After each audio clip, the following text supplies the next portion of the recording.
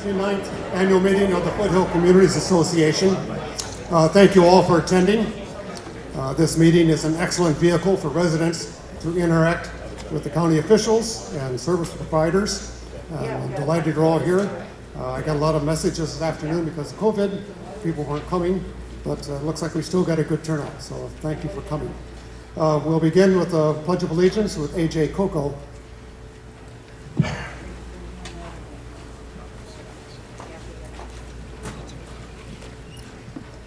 Not a good night for laryngitis, but I'll apologize and do the best I can. You put your hand over your heart. Those of you who are veterans of the armed services, you're now authorized to render a military salute. I pledge allegiance to the flag of the United States of America and to the republic for which it stands, one nation under God, indivisible, with liberty and justice for all. Thank you, AJ. AJ is a long-term resident of North Tustin and a previous mayor of Tustin some years back. So FCA was formed in 1964 to protect our way of life in North Tustin, and it's been very successful at doing this. There have been a few setbacks, but overall, FCA has accomplished its mission. North Tustin has been in the 3rd Supervisor's District for many years, many years. As you now know, the western part of North Tustin has been moved into the 2nd District earlier this year. I've estimated about 6,000 voters have moved into the 2nd District. Since nobody knows the two top candidates from the recent primary election, we invited them both to come to this meeting and participate in the Q&A session later on the agenda. We invited Vicente Sarmiento and Kim Nguyen to participate. We're delighted that Kim Nguyen, Councilwoman from Garden Grove, accepted. Councilwoman Kim, could you stand up so people can see who you are? Oh, there she is, standing up and back at the back table. So have questions ready for her. So she could be the new supervisor for some of us. So I also want to thank lots of volunteers who made this meeting possible. It makes it much easier when a lot of people take on various tasks. I do want to recognize one person in particular, and that's Janice Foster, who Janice deserves that. She managed all the logistics for the meeting and made it real easy for everybody else. So an important administrative announcement. The restrooms are out this door to your left, and then take another left. We'll begin with a short update on Save the Racket Club by Jill Wallace.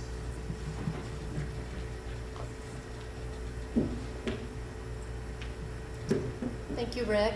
And thank you to the more than 200 people, many of them are here tonight in our audience, who responded to the county EIR in opposition to a proposal to put 37 condos on top of the Racket Club. So thank you for that community outreach. I'm here to give you an update.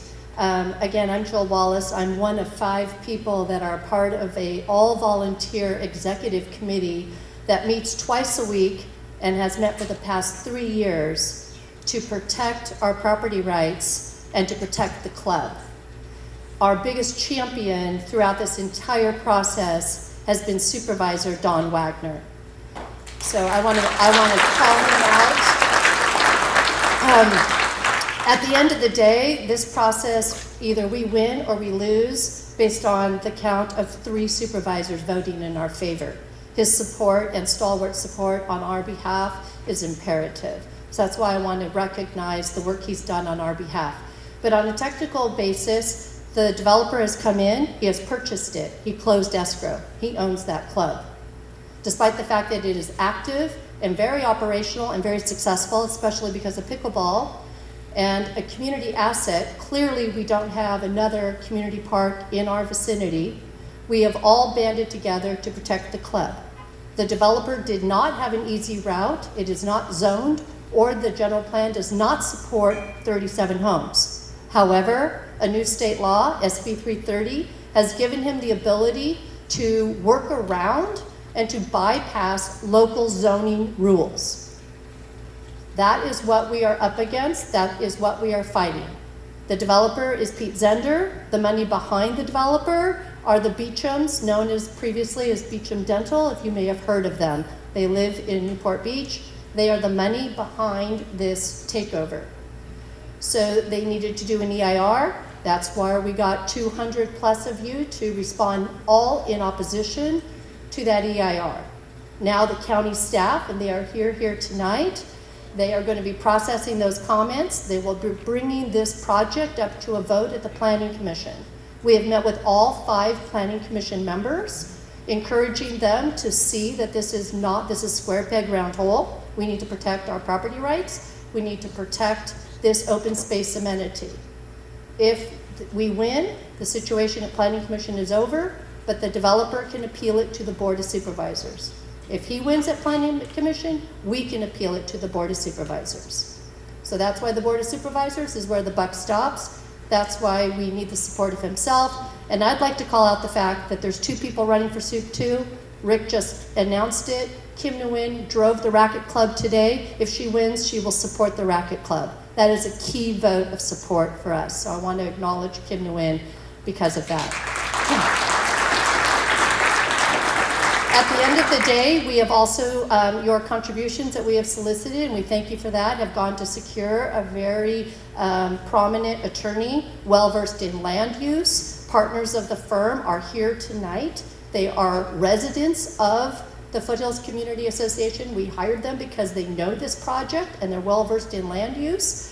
We have used her to do all of the opposition on the EIR, and we will use her throughout the process. Her name is Deborah Rosenthal, for anything that we need to legally fight this if we have to. But first, this is about local people coming together, protecting their neighborhoods with our local governance at the Board of Supervisors level.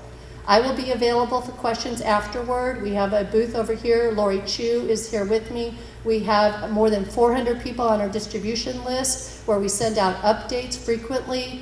Again, we're here as volunteers on your behalf. I'm a fellow neighbor. I care about the club, and I thank you for your support. Again, if you have questions, you can find us afterward. Thank you.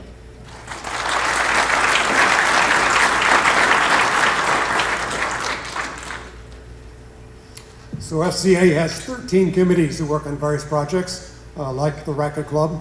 And it turns out those committees are really important because they're the ones who really get things done. If you're interested in joining one of the committees, let me know and we'll get you involved. I know I want to introduce Sheriff Don Barnes. Sheriff Barnes is a very popular sheriff. You remember that he was unopposed in the recent primary elections and was therefore automatically re-elected as Sheriff Coroner for the County of Orange. Sheriff Barnes.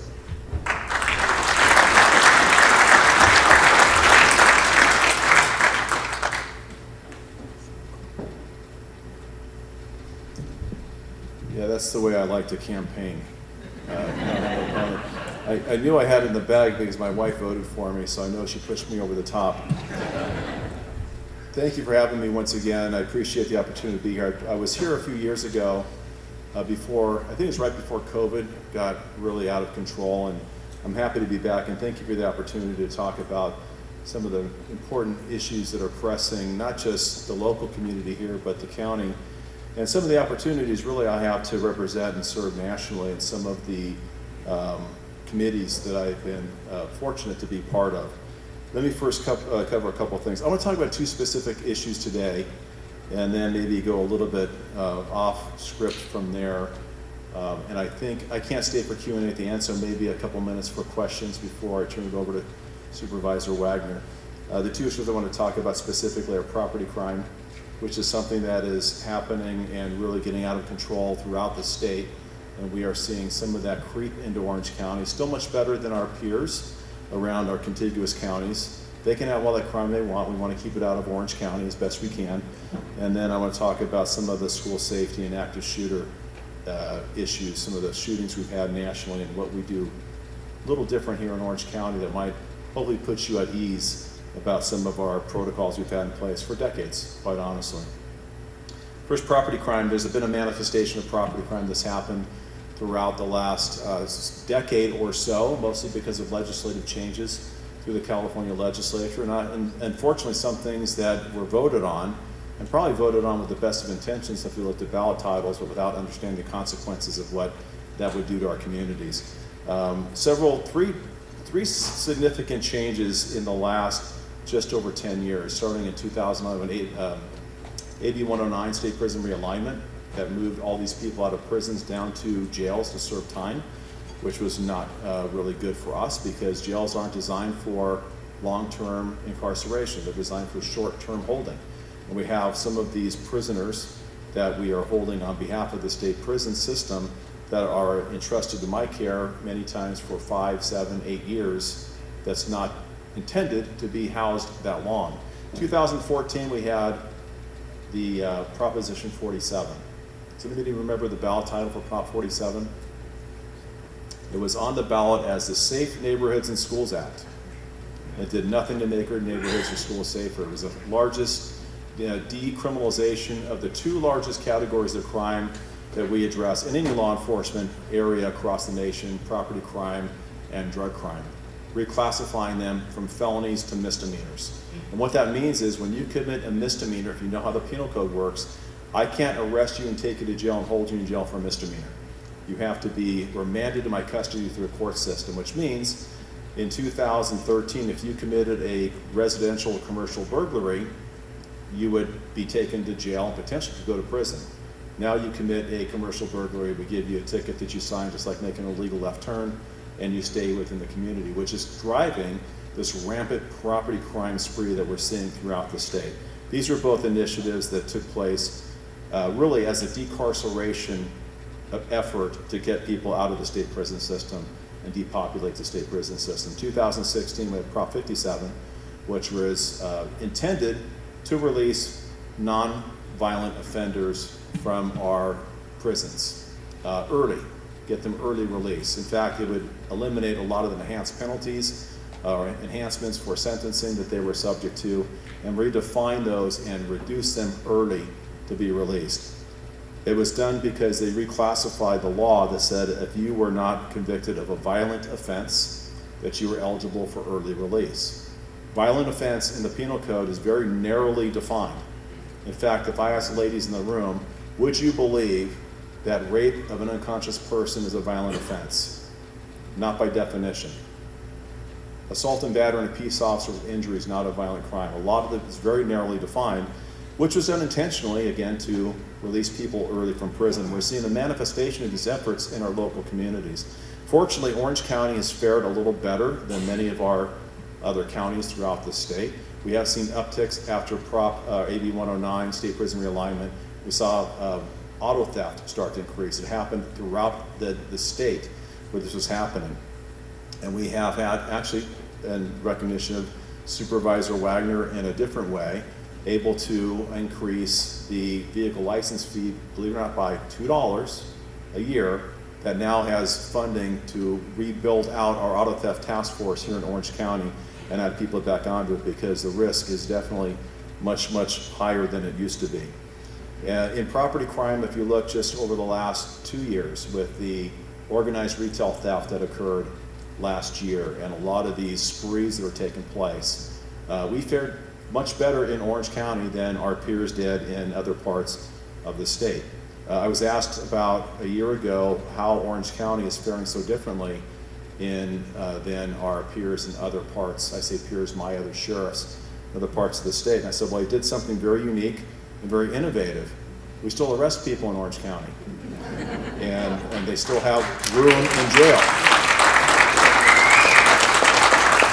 That said, we are seeing some very troubling trends, and a lot of these crews that are committing these crimes are from contiguous counties, from LA, some from Moreno Valley. They travel in, they like the very affluent neighborhoods that we have, and they're taking advantage of us. And we have these organized burglary crews that are coming from south of the border, from Chile and other areas in South America. Very structured, very organized, very intentional. And we have caught a lot of them.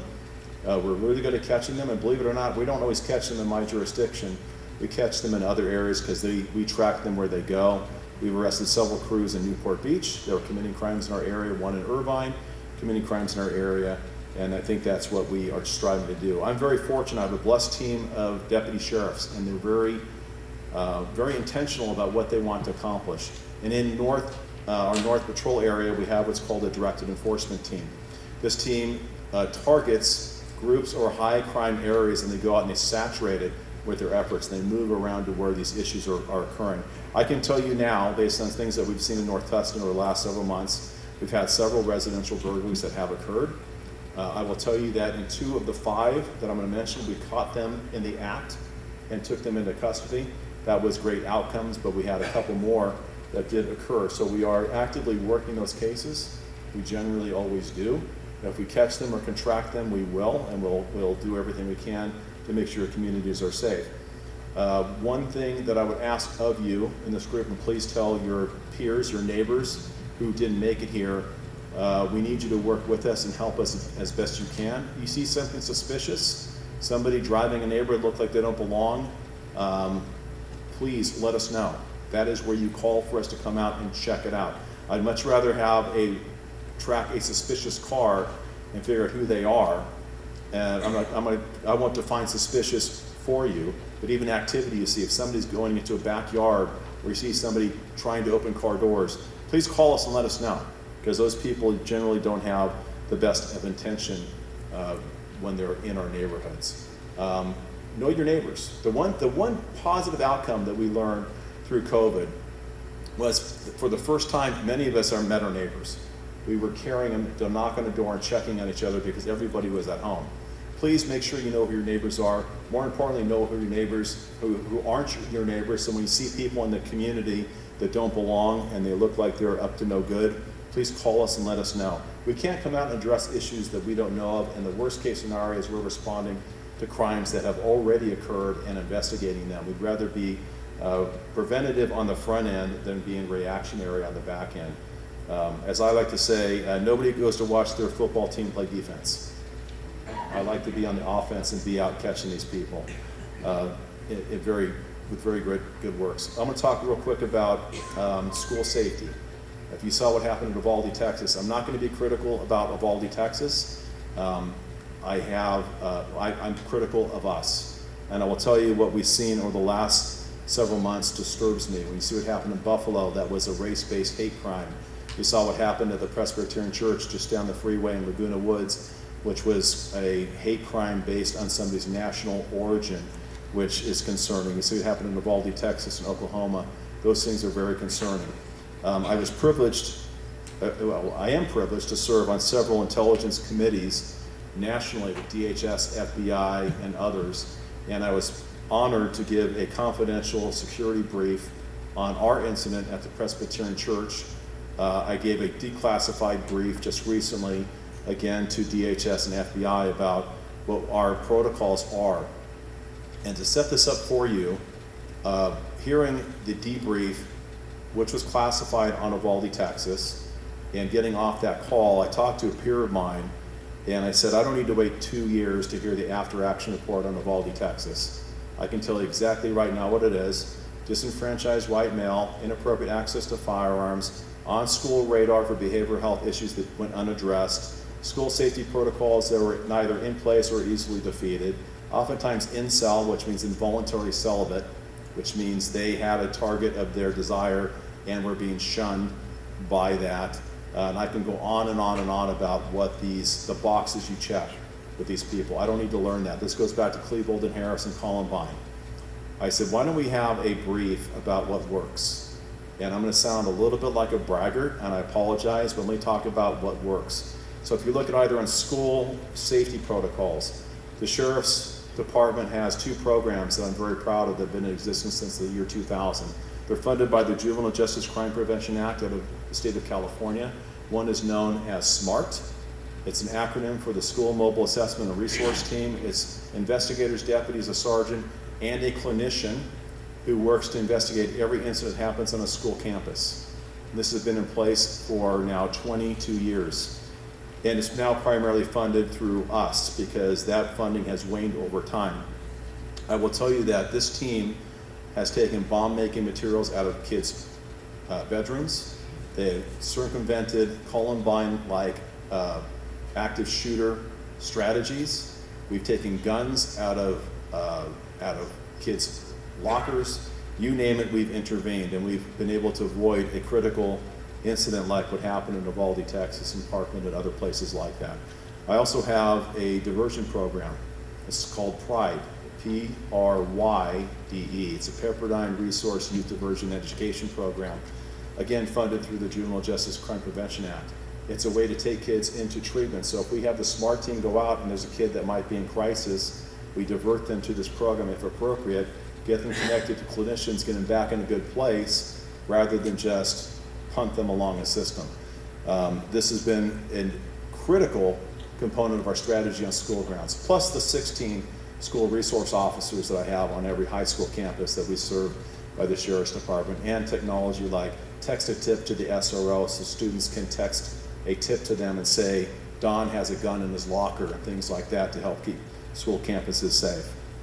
When it comes to just response protocols, and this is where we separate ourselves a little bit from my contemporaries. We have for many years, in fact over 2 decades, not only trained, but have actually drafted the training that is being emulated nationally. Things like MACTAC, which is an acronym for Multi-Assault Counterterrorism Assault Capabilities. How to approach a building from the exterior using leapfrogging military tactics. And the immediate action rapid deployment, which is active shooter training for when you get to a facility and getting inside and how to respond to that. Our critical incident response team, which is deputies assigned with assault rifles, and the appropriate protective gear and helmets if they have to go into a very dangerous environment. IFACs, which is individual first aid kits that every deputy has on them to render tactical life-saving first aid measures. Breaching tools. Every sergeant's unit and every investigative unit has breaching tools in their trunk to either cut locks or force open doors. Drones in sergeants' vehicles with drone operators that they can put up in the air as a tactical advantage to survey a scene and know what's happening to get good intelligence, and many, many more things we do. And to put this in perspective for you, why it's important, if you look at the Geneva Presbyterian Church, when that incident happened on May 15th, and the dispatcher dispatched over the radio, active shooter scenario, subject being shot in this church environment. From the time that dispatch call went out to patrol units, keep in mind Laguna Woods in the day only has 2 assigned deputy sheriffs. But I have a regional police force in South Orange County between the 10 cities that are there. Put that call out, deputies responded, donned their tactical gear, got their long rifles, formed a contact team based on the protocols that I just mentioned, how they're trained, and were within the church within 4 minutes. Put that in perspective. Call goes out, start counting. All the deputies responding to get there, got there, put on their gear, formulated a contact team, which is a team of 4, and were inside the church within 4 minutes and had that individual in handcuffs within 5. Stark difference between what we're recognizing throughout the rest of the nation. And I say that because that was by very, very clear investment into our response protocols. That was 2 decades of practice for 5 minutes of gameplay. We invested in these strategies, we invest in these school protocols, we invest in keeping our kids and our community safe that way. In fact, when I was a commander many years ago in charge of these programs, I was criticized by my superiors over how much investment and capital and costs were going into training.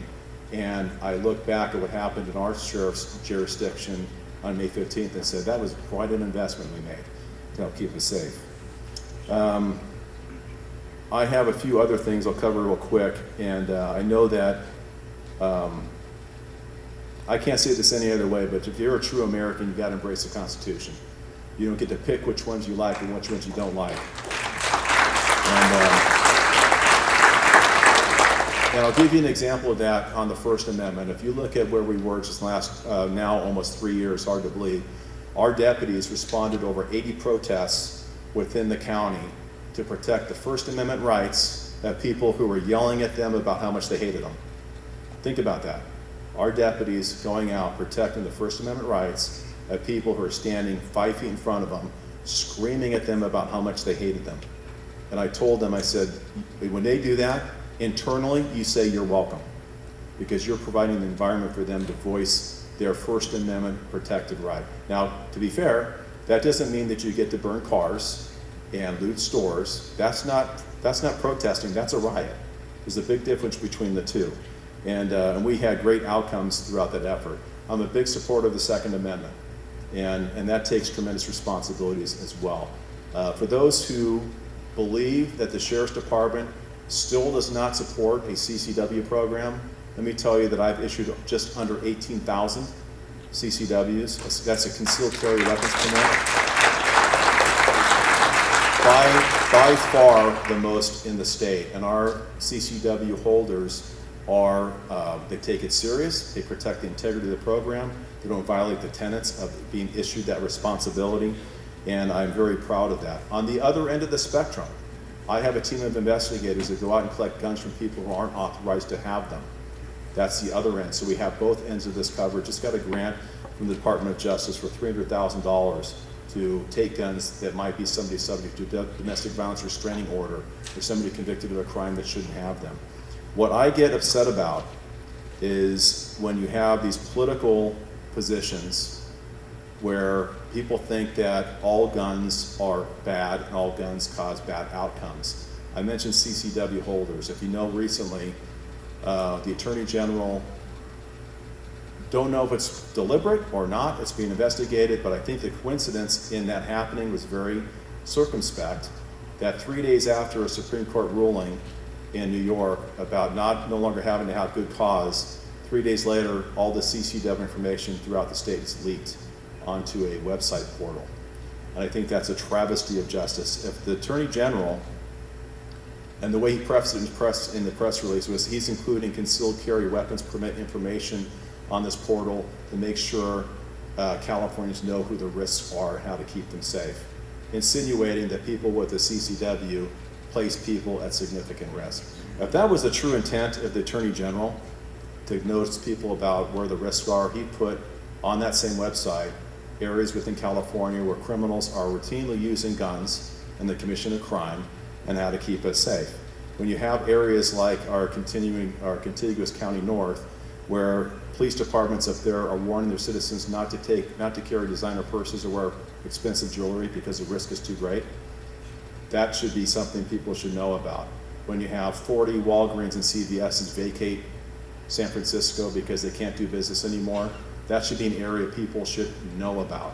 When you have Orange County that has some of the safest communities, not only in the county, the state, and the nation, I think that we should be proud and people should know that as well. By the way, the majority of those cities patrolled by the Orange County Sheriff's Department, including unincorporated areas like North Tustin.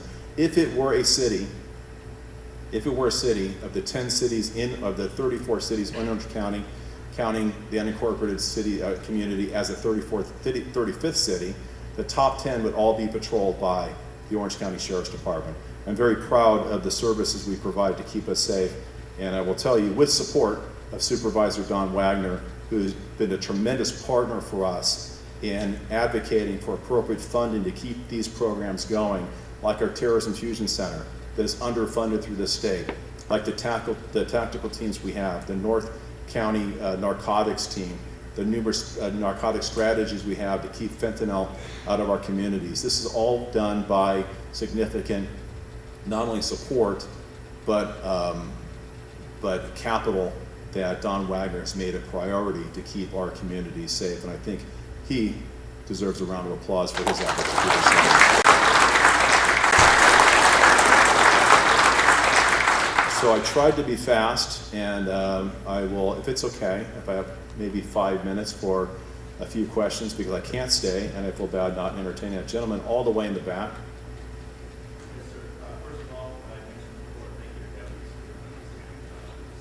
for Can you speak a little louder, please? Certainly. First of all, Okay. thank you very much for your job. Deputies doing a great job in this area and have lots of contact with the non-residents. It's just wonderful. Oh, great. There we go. How about that? Also for catching the kids that have been doing the donuts, marking all of our intersections up everywhere. But nightly, we're hearing gunshots. Now, just outside of our area is, of course, unincorporated El Medina, with some small gangs, but they've been there for 60, 70 years, and they're hardened into our general area, and a lot of that violence is spilling over with rapid gunfire, and you could hear shooting car to car, and I believe they even had a shooting in front of the Pearl Street house not too long ago. But the question is, are you getting any support in this day and age or funding for gang enforcement and trying to attack that? So those gang members are openly out on the street every day guarding their clubhouses. And again, it's starting to spill over into our neighborhoods as well. Sure. So if you didn't hear the question, gangs, how they're operating, and if we're doing anything with them. Yes, we have. The one advantage I have, again, going back to programs, if you look at narcotics, for example, a lot of municipal agencies, again, because of Prop 47 in 2014, they've actually stopped the narcotics enforcement because it didn't make any sense to invest in something that had such a little benefit. Now, the cost of that is drug trafficking and fentanyl deaths, and all these things are increasing. Other areas within the county having troubles staffing positions. I can tell you that we are fully staffed. Our retention rate's through the roof, which means I can keep these programs fully operating. We have a North County gang team and we have a South County gang team, and both of them are still fully staffed. There's two causal factors that are driving what we are seeing and experiencing on the gang front. First is, these are criminal enterprises and they exist by committing crime, oftentimes drug crime, opportunistic property crime, and some of these gangs, not necessarily always from Orange County, are the ones committing these organized burglaries, residential burglaries, and some of these thefts. So they look for the criminal enterprise. More importantly, locally, if you know how traditional Hispanic gangs work, there's been an uprisal at the top of the representative gangs and how they function. So there's a lot of power brokering going on at the bottom as they start to struggle who's going to be in control of the localized Mexican mafia and others that are kind of happening. This has been situational over time. It's kind of a peek under how gang culture operates. When somebody's in charge, they kind of keep the underlings in order because it disrupts their criminal enterprise and brings unnecessary law enforcement attention to them. When the head is cut off the snake, there's kind of a power brokering and struggle for who's going to be in charge, and that's a little bit of what's happening right now within that. I'm sorry, we have one up here. That's on. Catalytic converter, larceny, thievery. What does the trend line look at? Is it up or down? So the question was regarding catalytic converters, what we're experiencing, what the trend line is for that. And there's several pieces of legislation that are being introduced to, first of all, require manufacturers to identify catalytic converters with a serial number so we can go back to ownership of the catalytic converter or whoever the registered owner is of that vehicle. We're still seeing that trend continue. The precious metals and catalytic converters are very expensive. And they're very easy to get a catalytic converter off. They basically just chop, and they're off with it.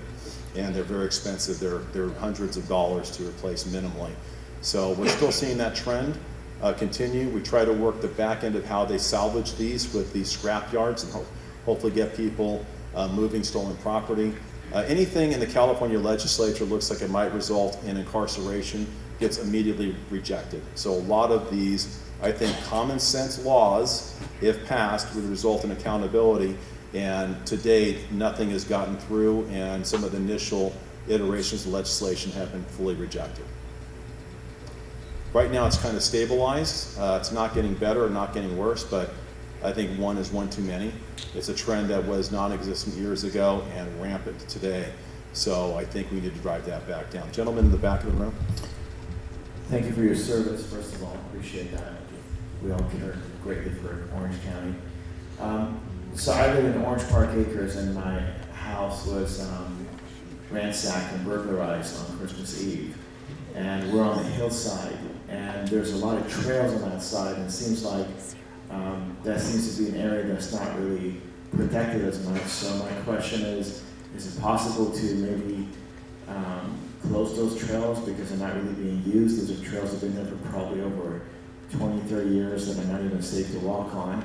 Second thing is that we actually had a profile of the person that we think may have done this from some cameras, and I was surprised that the county sheriff did not have access to the Nextdoor app to be able to look that up and look at the videos. So it actually took us a long time to be able to get the videos and get them emailed to you. So your first question about the trails, it depends on where the trails are and who owns them. If they're HOA trails or county parks trails or just municipal trails, you have to discuss the likelihood of redesignating those or closing them with whatever entity owns them. I would highly recommend, just like you did with the racquetball club, get some support if there is a desire to do that and address that with the entity that's responsible for the trails. I cannot close the trails, but if there's some ownership or they're redesignated as no longer used trails or whatever that might be, and closing off access, that might be a way to solve that, but that's done through another entity. Your second question about, just give me the topic real quick.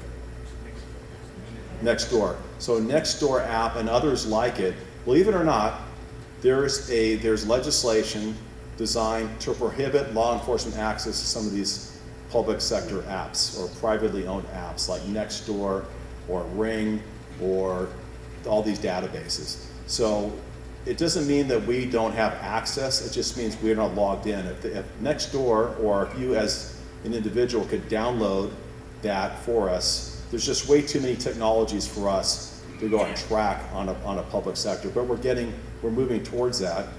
We are opening, again with the support of I'm like the Don Wagner fan club tonight, with the support of Don Wagner.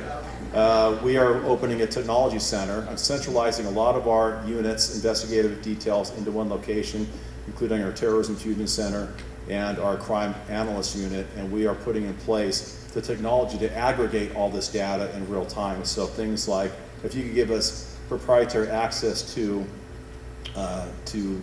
public cameras outwardly facing, for example, 7-Eleven or the traffic control cameras throughout a jurisdiction, we can access those and watch things that are happening in full time, would be a progression of that. The prohibition is what concerns me most. There's already working prohibition towards the use of license plate readers, LPRs, where you can't read license plates anymore, or facial recognition technology, because they see that as an infringement of constitutional rights, which is a little bit of irony when you consider that everybody who was arrested on January 6th was identified through facial recognition.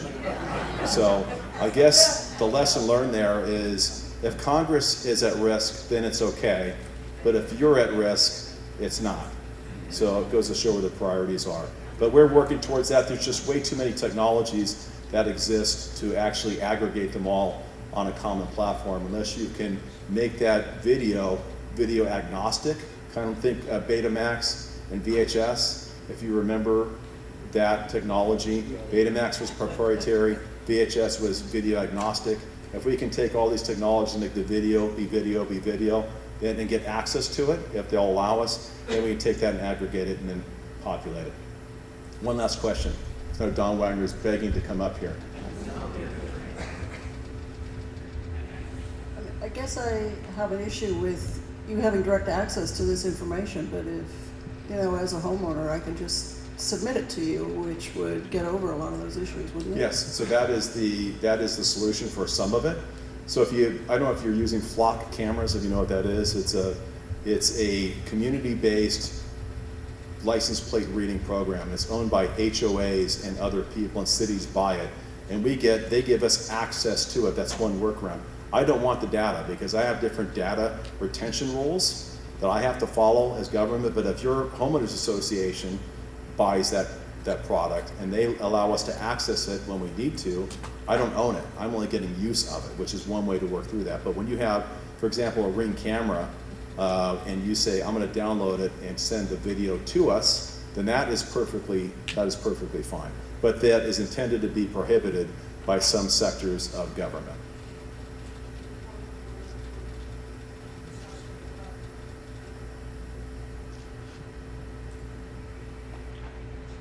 Just yell it out and I'll repeat it.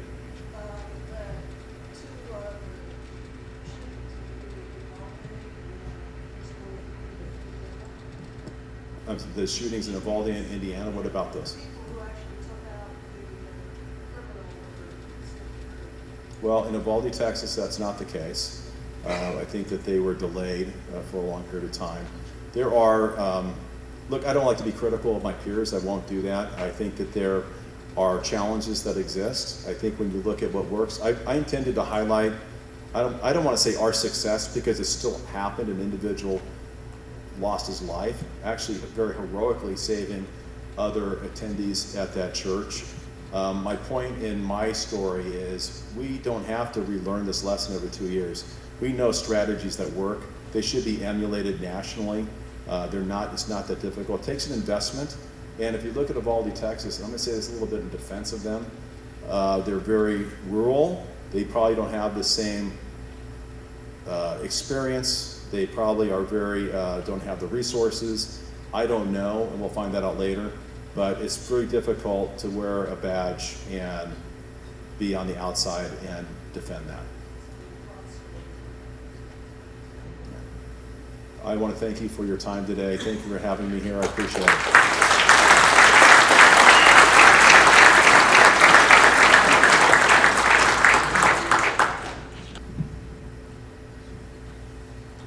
Supervisor Don Wagner has been a friend of North Tustin for many years.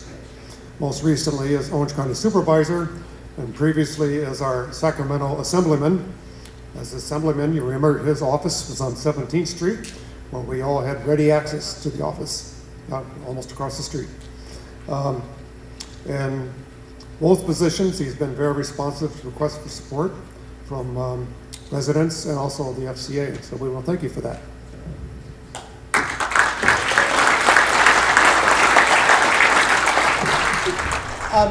Rick, thank you very much.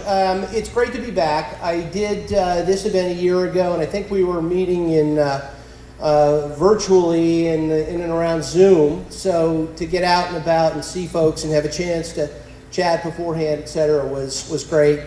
I had brought with me a couple of folks who may be better able to answer some of the specific questions. We have Justin Kirk from Public Works, and I have Natalie Garland from our Parks Department. I know that Rick's forwarded some questions that you folks have. They've got some of the more detailed answers. And I know there were some public safety questions, but the sheriff's had an opportunity to address those. I want to thank him for that, and I want to thank him for saying all those wonderful things. I need to travel around with him more often. When I joined you the first time, I was still mayor of Irvine, and we had a candidate forum up on this stage. When I joined you the second time, I was a neighbor. Still live up the hill here in the Foothill Community Association neighborhood. For those of you that know where the house is, I promise you the contractors are supposed to start the yard tomorrow. They were supposed to start last week. They were supposed to start in May.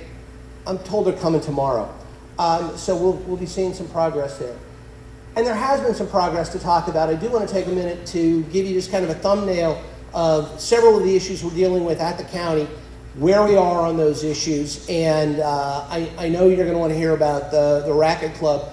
Jill kind of told you my position, which hasn't changed over the course of the 3 years that I've been privileged to serve in this role, because of course the project hasn't changed. So let's cut to that real quick. My position has always been property rights are important. The owner of a property gets to do within reason what he or she wants to do with that property. And there are caveats. The obvious caveat is when you buy a place that has had a certain character, that it is a linchpin in the community, when other folks have bought in and around that neighborhood because of the character of that project, well, you better get community buy-off before you go making wholesale changes. And I had a chance to say that directly to the developer. You want my support, you're going to have to first get support of the neighbors.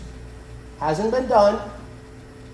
The project doesn't fit, in my mind. The project changes the fundamental nature of the neighborhood that you bought into, that you have every right to expect to stay that way. And until, if ever, they get the approval of the community, I'm going to take that position. And I know this issue comes to the Planning Commission. More than likely, no matter what the Planning Commission does with it, it's going to come up to the Board of Supervisors. And my position from the dais is going to be what I just told you today. Unless this community says, yes, we want this project, I'm going to have to oppose it. Because you have rights to your property, just like anyone else does. And so that has been my position all along with the Racquet Club, will remain my position with the Racquet Club. The bad news, and there is some, is that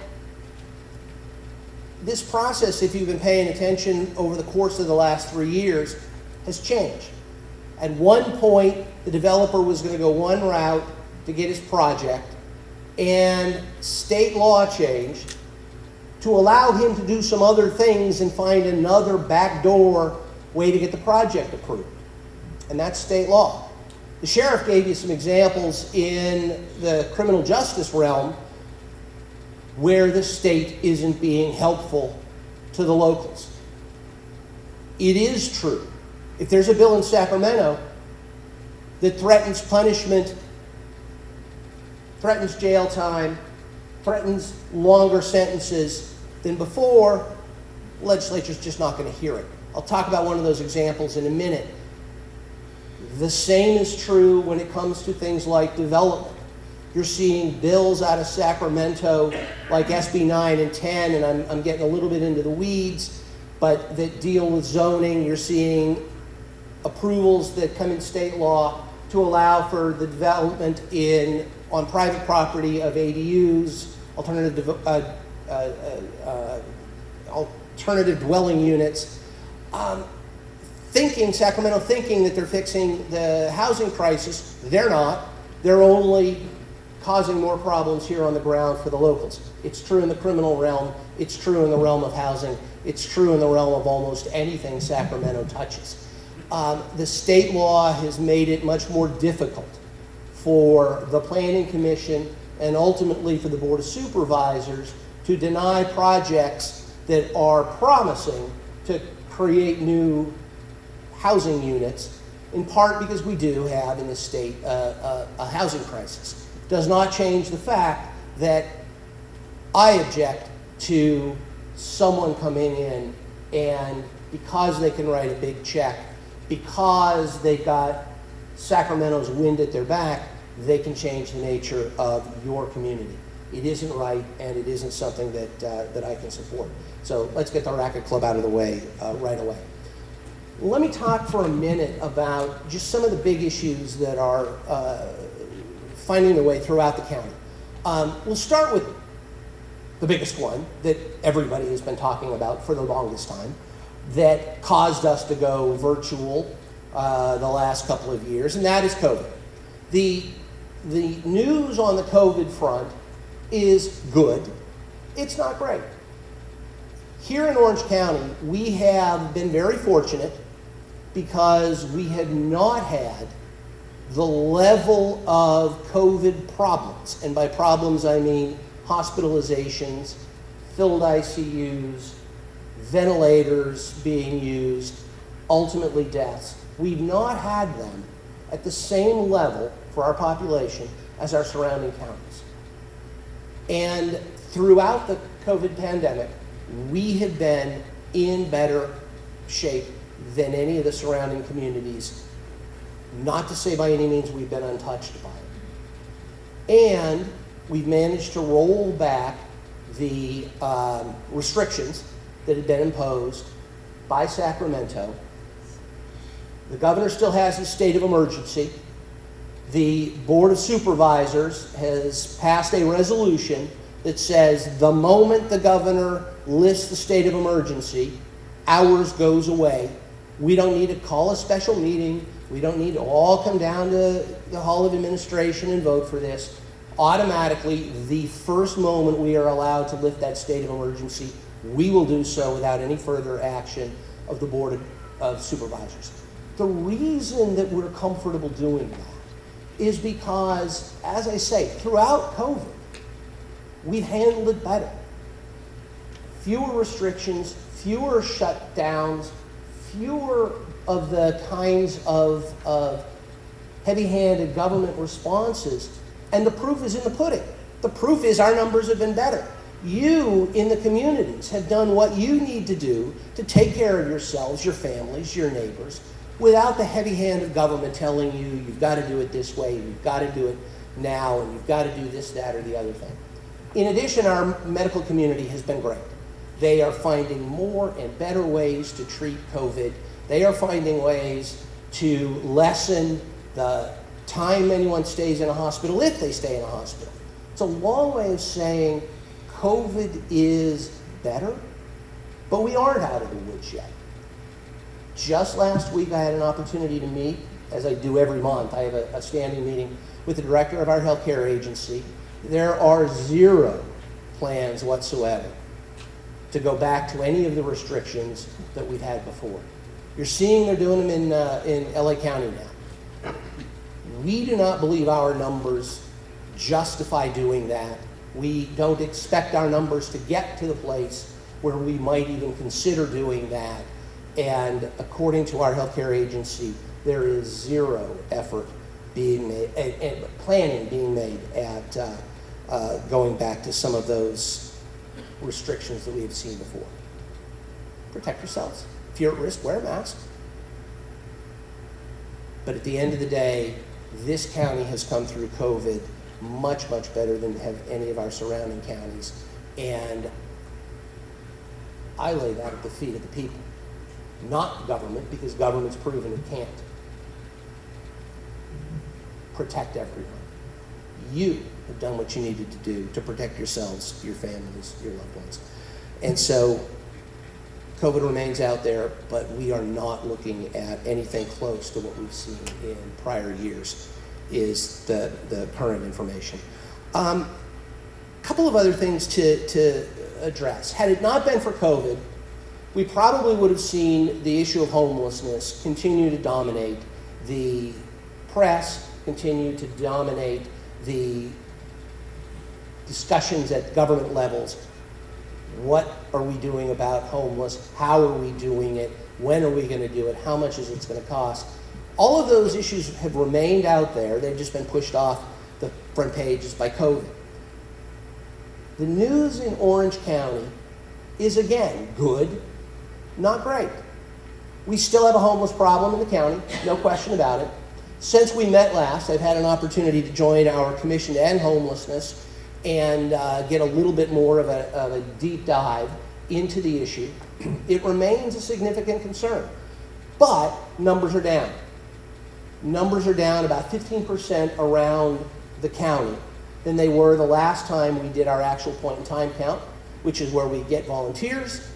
One night, volunteers throughout the county go out and do a physical count of the homeless. Interview them, find out who they are, find out why they're homeless, find out whatever they're willing to tell us, and a lot of them are unwilling to engage. But in terms of sheer numbers, we are seeing progress. And so the goal now is to continue that progress, maybe even do more. But we are working very hard to get a handle on the homeless problem. We are seeing some progress, but recognize that work needs to be done. And when you think about it for a moment, and again, doing the deep dive that I've had the opportunity to do, is that there are so many different reasons why folks are homeless. Mental illness is a large part of it. Addiction, drugs, alcohol. You'll also find there are people who are homeless because they've lost a job, they are underskilled or underemployed. You're finding there are women, mostly women, with children who are fleeing domestic abuse issues. And so lots of different reasons why folks are homeless, meaning that there just isn't one solution. There are a lot of different solutions or pieces of the solution to the homeless problem. And I can assure you the county is diving into each one of those and trying not to do what Sacramento does, one size fits all, but try to find ways to parcel out the solutions. One of the, to my mind, encouraging things that is on the horizon, and of all things, surprisingly to me, it comes from Sacramento. It comes from our governor. He's got a proposal. He's calling them the CARES Court. And the legislation hasn't been completely written yet. It isn't final. But the idea is with these care courts to be able to take some folks who otherwise would either fall through the cracks or not find their way into the system at all,